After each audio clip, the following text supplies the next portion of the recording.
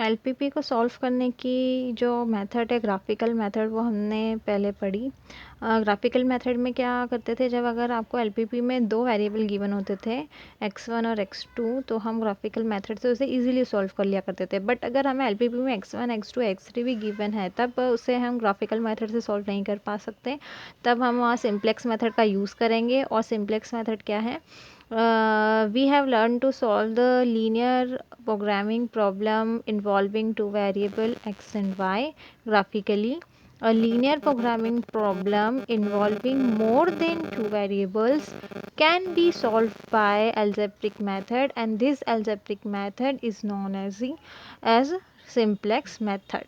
तो simplex method को समझने के पहले हमें थोड़ी उसकी जो सिंप्लेक्स टेबल है उसको समझ लेते हैं, और उसका जो फ्लो चार्ट है या जो एल्गोरिथम है उसको भी डिस्कस कर लेते हैं। देन आफ्टर हम उसका कोई एग्जांपल लेकर उसे समझते हैं।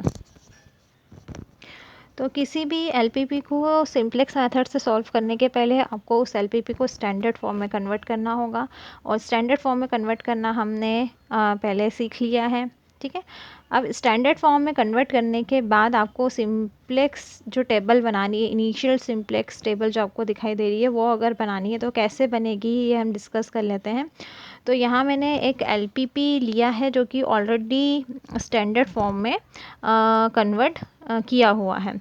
ये minimisation of z c1 x1 plus c2 x2 plus cn xn plus 0 of s1 0 s2 0 s3 जो हम यहाँ ऐड करते हैं ना स्लैक वेरिएबल या सरप्लस वेरिएबल, उसका कोफिशिएंट आपको जो लेना है मैक्सिमाइजेशन और मिनिमाइजेशन, दैट मीन्स कि ऑब्जेक्टिव फंक्शन में वो क्या लेना है, कोफिशिएंट 0 के साथ उसको लेना है।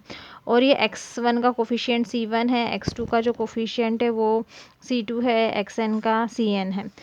इसी तरह जो कॉन्स्टेंट्स लिए हैं, ठीक है, यहाँ नंबर्स होंगे आपको एक्चुअली, जो a11 दिख रहा है, a12 दिख रहा है, a13, ये सब आपको यहाँ कुछ ना कुछ कांस्टेंट गिवन होंगे, कुछ नंबर्स होंगे, और ये x1 x2 x3 xn ये आपके वेरिएबल हैं। ठीक है, तो यहाँ पर भी देखिए इसको s1 यहाँ s2 यहाँ sn, मतलब ऑलरेडी इसको हमने क्या स्टैंडर्ड फॉर्म में कन्वर्ट किया हुआ है। ठीक है, और नॉन नेगेटिव कॉन्स्टेंट्स भी लिए हुए हैं, s1 s2 sn is greater or equal to 0।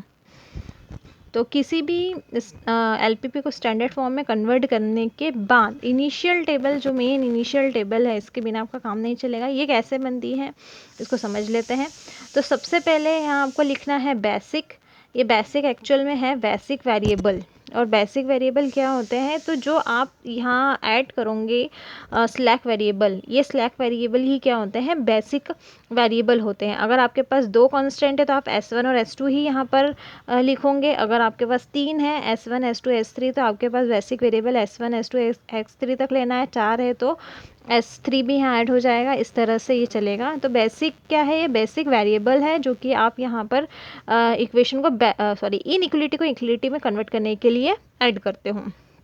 उसके बाद में सी बी, ये इनिशियल टेबल आपको ऐसी ही बनानी है, इसलिए आप इसे पहले अच्छे से समझ लीजिए। सी बी क्या है, तो सी बी जो है ऑब्जेक्टिव फंक्शन में जो ये आप बेसिक वेरिएबल ले रहे हैं, इसके कोफिशिएंट क्या है, तो हमेशा इसके कोफिशिएंट 0 ही आपको लेना है।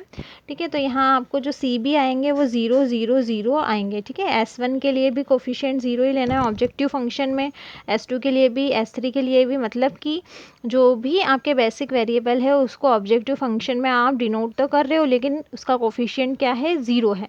तो यहाँ आपको 0 0 0 लेना है। इसके बाद आता है ये पार्ट जो कि होता है बॉडी मैट्रिक्स।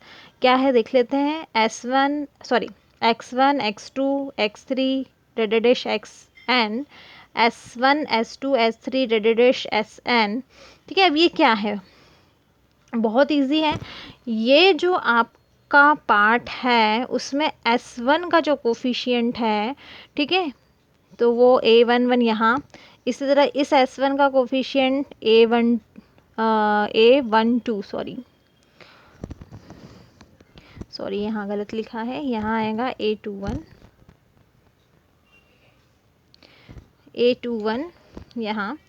इसी तरह इस x1 का जो कोफिशिएंट होगा वो इस तरह से, इसी तरह जो x2 के कोफिशिएंट है वो लाइन से जितने भी हैं वो हम लिख देंगे इसी तरह x3 का होगा तो वो x3 के नेक्स्ट कॉलम में आ जाएगा। इस तरह से आपको ये कोफिशिएंट लिखना है। इसी तरह S1, ठीक है, तो S1 का कोफिशिएंट यहाँ 1 है, ठीक है। इस कंस्ट्रेंट में x2 का कोई कोफिशिएंट नहीं, क्योंकि s2 तो हम नीचे यूज़ कर रहे हैं, तो यहाँ कोई कोफिशिएंट नहीं है, दैट मीन्स मतलब वेरिएबल ही नहीं है वहाँ, तो यहाँ 0 0 0 आते जाएंगे। सेकंड वाला जो कंस्ट्रेंट है उसके अंदर जो x2 है, s2 है, उसका कोफिशिएंट 1 आएगा, लेकिन सेकंड वाले जो कंस्ट्रेंट है उसके अंदर हमने s1 का यूज़ नहीं किया है तो 0, और s2 का यूज़ किया है तो 1, और बाकी किसी का बेसिक वेरिएबल का यूज़ नहीं हुआ है। इसी तरह नेक्स्ट वाले में s3 का यूज़ होगा तो यहाँ 1 और बाकी 0। तो ये बॉडी मैट्रिक्स है, सीधा सीधा आपको यहाँ से कोफिशिएंट देख देख के लिखना होता है। इसके बाद है XB, तो XB क्या है, जो आपका कांस्टेंट है उसके राइट हैंड साइड पे जो भी वैल्यू है B1 B2 Bn, मतलब यहाँ कुछ ना कुछ नंबर्स होंगे 4 5 3 या कुछ भी, तो वो जो है नंबर्स वो आपको XB यहाँ पर लिखने होंगे, ठीक है। तो ये जो पूरा की पूरा मैट्रिक्स है वो यहाँ की यहाँ आएगा, कोफिशिएंट उसके यहाँ आएंगे। इसके बाद है CJ, तो CJ जो है वो ऑब्जेक्टिव फंक्शन में जो x1 का कोफिशिएंट, x2 का कोफिशिएंट, x3 xn का जो कोफिशिएंट है वो CJ है, मतलब कि x1 का कोफिशिएंट C1 है तो वो यहाँ लिखाएगा, x2 का कोफिशिएंट C2 है तो वो यहाँ पर x3, इसी तरह x3 का जो भी x3 का जो कोफिशिएंट होगा वो यहाँ, तो जो भी आपके ऑब्जेक्टिव फंक्शन के कोफिशिएंट है वो यहाँ आ जाएंगे। और आपने यहाँ देखा है कि जो बेसिक वेरिएबल लेना है, बेसिक वेरिएबल के जो कोफिशिएंट है वो ऑब्जेक्टिव फंक्शन में 0 है, तो जितने भी S1 S2 S3 इनके जो कोफिशिएंट है वो यहाँ पर क्या आ जाएंगे, ऑब्जेक्टिव फंक्शन के 0 आ जाएंगे। इसी तरह XB यहाँ होता नहीं है तो वो भी 0 आएगा। इसके बाद है ZJ, तो Z1 Z2 Zn ये कैसे फाइंड करना है, तो बहुत इजी है। इस A11 का इस वाले में मल्टीप्लाई करना है 0 में, प्लस A21 का 0 में। इसी तरह जितने भी मतलब यहाँ जो आपका टेबल बनेगी, A11 का आपको 0 में मल्टीप्लाई, प्लस A21 का 0 में मल्टीप्लाई, प्लस A31 जो है उसका 0 में, ठीक है। तो इसका इसमें मल्टीप्लाई, प्लस इसका इसमें मल्टीप्लाई, प्लस इसका इसमें, जो आंसर आएगा वो Z1 बनेगा। इसी तरह A12 का जब 0 में मल्टीप्लाई, प्लस A22 का 0 में, प्लस A32 का 0 में, फिर जो बनेगा वो Z2। इसी तरह ये जो एक बार A1n है उनका, इस तरह से जो बनेगा वो आपका Z1 Z2 Zn आएगा, ठीक है। इसके आगे डैश लगाना है। इसके बाद है आपका ZJ, तो ZJ जो होता है वो CJ माइनस ZJ होता है, मतलब ये जो वैल्यू है इसमें से ये माइनस करेंगे तो आपका जो आएगा CJ माइनस ZJ वो होगा डेल J।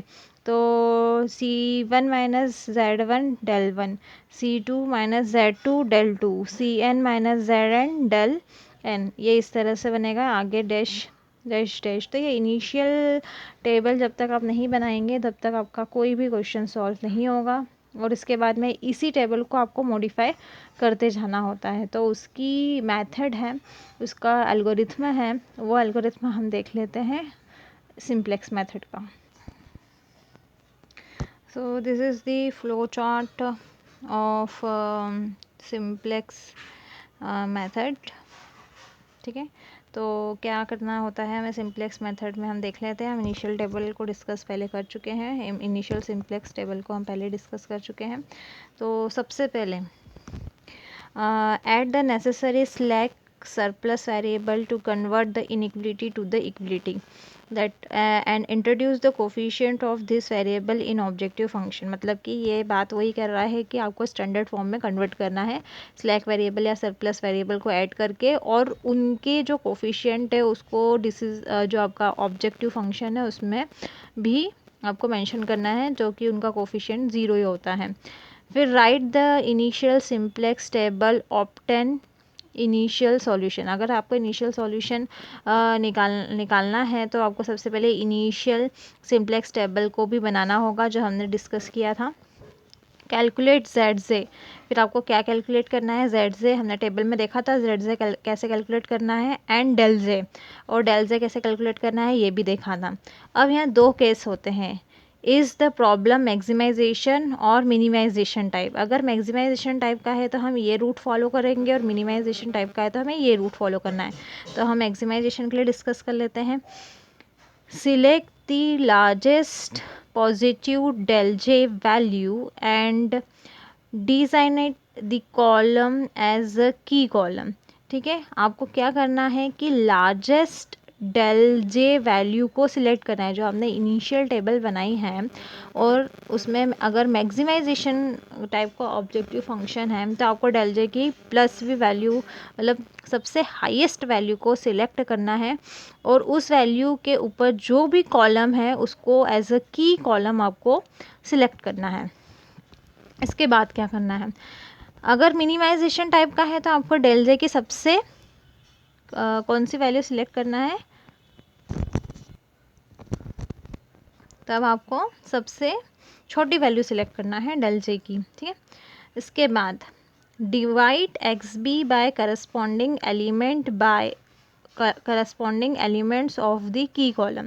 ठीक है, अब जो आपका xb था इनिशियल टेबल में, आपका जो xb था उसको आपको किससे डिवाइड करना पड़ेगा, की कॉलम जो आपने सेलेक्ट किया उससे। जैसे कि ये आपका इनिशियल टेबल है, सपोज़ ये लार्जेस्ट वैल्यू मेरे को दे रहा है मैक्सिमाइजेशन प्रॉब्लम के लिए, तो ये आपका कॉलम क्या हो गया, की कॉलम।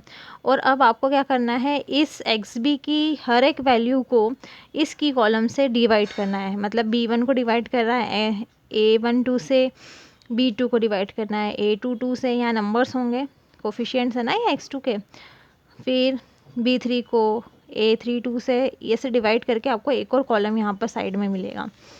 अब क्या, सिलेक्ट द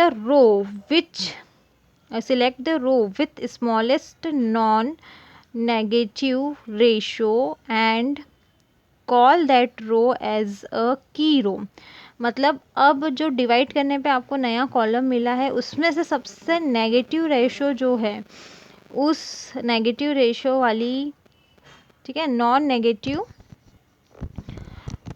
नेगेटिव मतलब स्मॉलेस्ट नॉन नेगेटिव रेशो, मतलब आपको ज़ीरो तो लेना ही नहीं है, ज़ीरो के नीचे जो भी माइनस में रेशो है स्मॉलेस्ट जो सबसे है उसको आपको लेना है, और उस पे जो रो है उसको एज अ की रो आपको सिलेक्ट करना है। मतलब कि सबसे पहले तो आपने क्या करा कि ये की कॉलम लिया, ठीक है, सपोज़ ये की कॉलम हमने सिलेक्ट किया, अगर ये लार्जेस्ट दे रहा है तो फिर b1 को इनसे डिवाइड करा, फिर यहाँ एक और कॉलम बन जाएगा। अब उन कॉलम में से सबसे स्मॉलेस्ट नॉन नेगेटिव जो भी, जैसे यहाँ अगर यहाँ दे रहा है तो इसके करस्पॉन्डिंग जो रो है उसको आपको क्या लेना है, की रो लेना है। तो एक बार की कॉलम होगा और एक बार की रो होगा, तो इनका कहीं ना कहीं इंटरसेक्शन पॉइंट भी मिलेगा। अगर ये की कॉलम है और ये की रो है तो ये इनका इंटरसेक्शन पॉइंट होगा। फिर तो आगे का देखते हैं, the element lying at intersection of की रो एंड की कॉलम इज दी की एलिमेंट। अब जो इंटरसेक्शन है की रो और की कॉलम का वो क्या कहलाएगा, की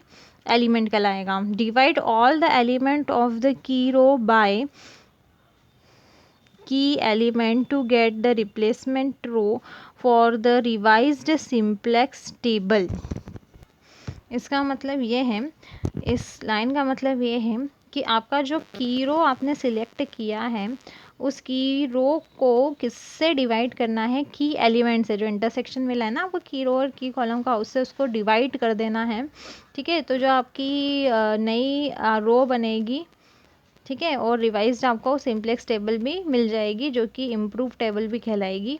अब क्या करना है, now reduce all the element above or below the key element to 0 except the key element by applying the formula ri plus minus k rj, new row, old row, new replacement row. अब क्या करना है कि जो भी आपका की element आ चुका है, ठीक है, उस की एलिमेंट में ऊपर के जितने भी रो है, ठीक है, की एलिमेंट आ चुका है और की रो भी बन चुकी है, की रो को आपने मॉडिफाई भी कर दिया की एलिमेंट से डिवाइड करके। अब उसके ऊपर और नीचे की रो को आपको चेंज करना है ये फॉर्मूला लगा के। ठीक है, ये फॉर्मूला लगा के हम एग्जाम्पल में और अच्छे से डिस्कस करेंगे कि ये पॉइंट क्या है जब आपके पास टेबल बनी होगी। उसके बाद फिर से आपको कैलकुलेट करना है, ठीक है, नई टेबल बन गई। अब फिर से आपको कैलकुलेट करना है जेड जे, डेल जे, और डेल जे मतलब क्या होगा, डेल जे कैसे निकलेगा, सी जे माइनस जेल जे, ठीक है, सी जे minus Z I, Z J, ठीक है। फिर से आपको चेंज करना है, चेक करना है कि मैक्सिमाइजेशन है कि मिनिमाइजेशन है। अगर मैक्सिमाइजेशन है ना, तो फिर आपको फाइंड करना है क्या, देखना है कि सारे जो डेल्जे है वो नेगेटिव या ज़ीरो आ गए हैं क्या। अगर आ गए हैं तो हमारा ऑप्टिमल सॉल्यूशन मिल गया और हमें प्रोसेस को स्टॉप करना है। और अगर नहीं आए हैं हमारे नई वाली टेबल में जो रिवाइज टेबल है, तो आपको फिर से यहीं पे जा कर के और सारी प्रोसेस दोहराना है, ठीक है। अगर मिनिमाइजेशन का है तो आपको सारे डेल्जे जो लाने होंगे वो कैसे लाने होंगे, पॉजिटिव और ज़ीरो लाने होंगे। अगर आ गए हैं तो ऑप्टिमल सॉल्यूशन मिल गया, वरना हमें फिर से ये प्रोसेस क्या करनी होगी, रिपीट करनी होगी और टेबल फिर से बनानी होगी। तो ये पूरा फ्लो चार्ट जो है वो सिंप्लेक्स मेथड का है। और अब हम इसको एग्जाम्पल के थ्रू समझ लेते हैं। ये एक सिंप्लेक्स टेबल